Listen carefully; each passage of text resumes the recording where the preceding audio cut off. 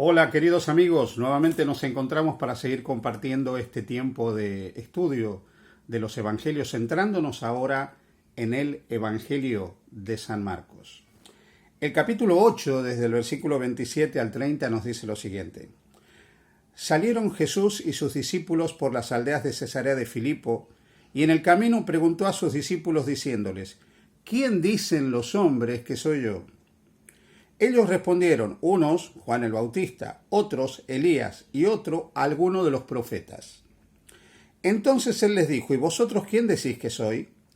Respondiendo Pedro le dijo, tú eres el Cristo. Pero él les mandó que no dijesen esto de él a nadie. Este texto que acabamos de leer se conoce como la confesión de Cesarea de Filipo. Esa confesión donde Pedro reconoce que él es el Cristo, el Mesías, el ungido de Dios, el enviado de Dios. En otras palabras, el cumplimiento de todas aquellas profecías que durante siglos habían sido la esperanza del pueblo de Israel.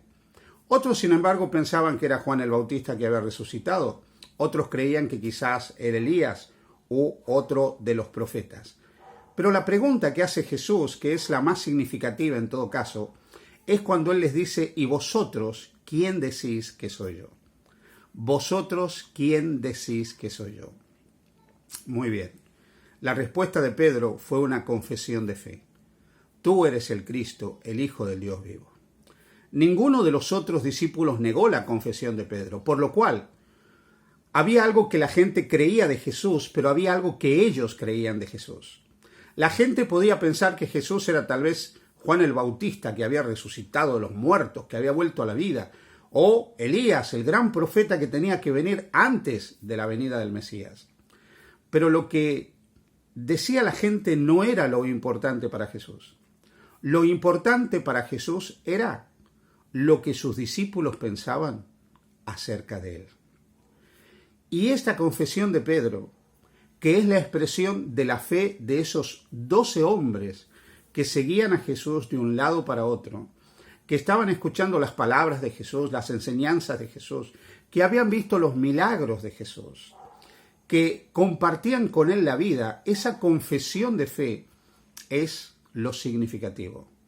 Porque en última instancia, a Jesús no le preocupa los que piensen de él aquellos que no le conocen, sino que le preocupa qué piensan de él los que le conocen, aquellos que le siguen, aquellos que le han aceptado a él como Señor y Salvador personal.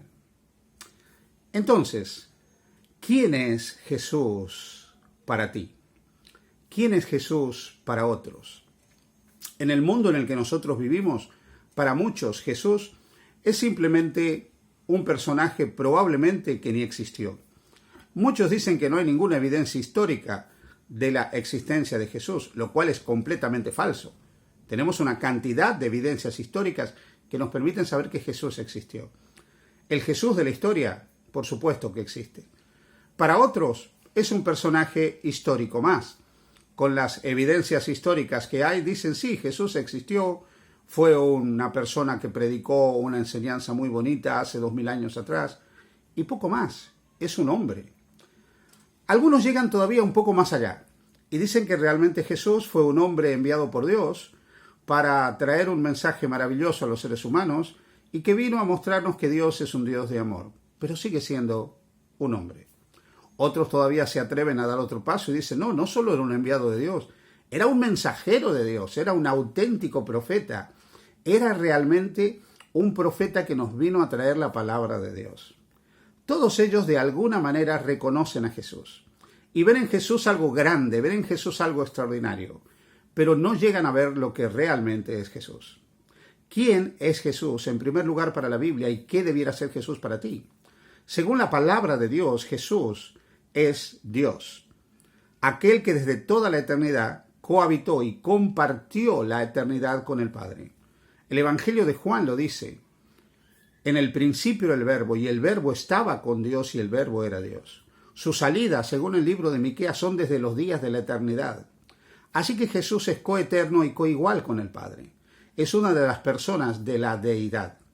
y como persona divina tiene el mismo poder del Padre. El mismo Padre en la carta a los Hebreos en el capítulo 1 reconoce a Jesús como Dios. A lo largo de todo el Nuevo Testamento se habla de Jesús como Dios. Y ya en el Antiguo Testamento se vislumbra la divinidad de Jesús. Así que en primer lugar, Jesús es divino, Jesús es Dios. Pero es Dios que toma la naturaleza humana. Y en un acto milagroso, incomprensible para nosotros, ese Dios eterno y singular se hace hombre en el vientre de María. Y es el Hijo de Dios hecho hombre. El Hijo eterno de Dios hecho hombre, que toma nuestra naturaleza, vive con nosotros, vive como uno de nosotros, para mostrarnos, como dije en más de una oportunidad, la vida de Dios en carne humana. Ese es el Señor, ese es Jesús.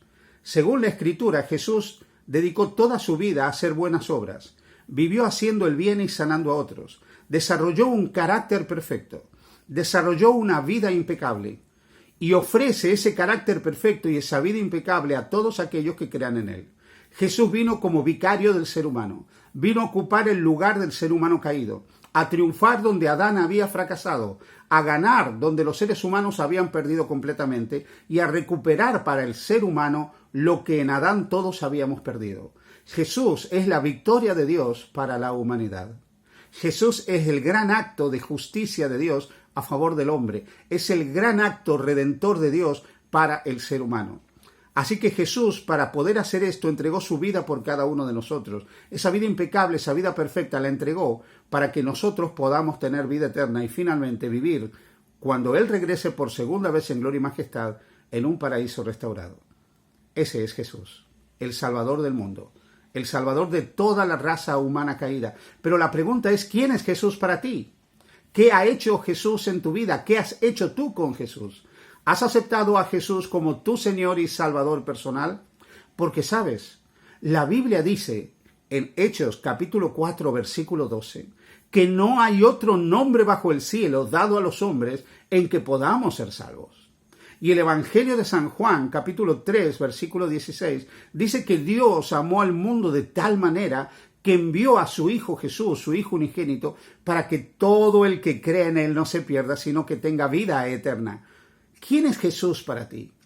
Porque no es suficiente con que aceptes a Jesús como un personaje histórico. Mucho peor si aún niegas que Jesús ha existido. No es suficiente con que creas que es un buen hombre, incluso engendrado por Dios. No es suficiente con que creas que es un profeta, una persona que enseñó una doctrina maravillosa, un hombre muy bueno. Debes creer que Jesús es tu Salvador personal. Debes aceptar a Jesús como el único redentor de tu vida. Porque solo en la medida que tú aceptes a Jesús como tu Señor y Salvador personal, podrás ser salvo. Porque no hay otro que puede traer salvación. Porque no hay salvación fuera de Jesús.